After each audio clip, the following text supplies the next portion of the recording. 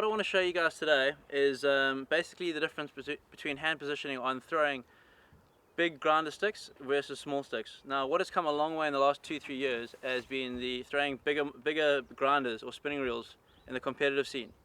The guys are finding the advantage that the average angler is throwing further with the grinder than you would with the multiplier, without the hassle of getting an overwind, therefore spending more time in the water.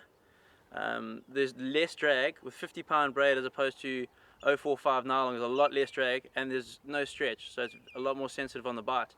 So when you got a bait 130 meters, 150 meters out there and you get a bite, you know what's going on the whole time. With a multiplier, it's a little bit different. But it has come a long way. You see in the competitive scene, it's very, very popular.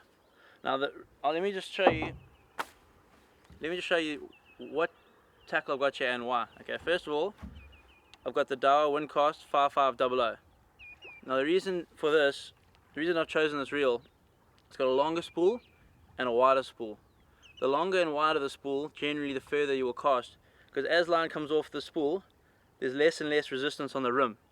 If you have a small narrow spool, as the line comes off, 50 meters comes off the spool gets shallower and shallower, and then that rim becomes bigger and it rubs and basically restricts your cast.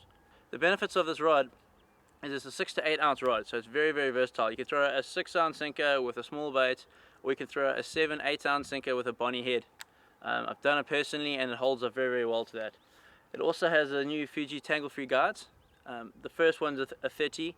It sits high up away from the blank, so when the line comes off the reel, it doesn't slap up against the blank. Because the guide's high, it lifts it, so it goes straight from here to there, less restriction.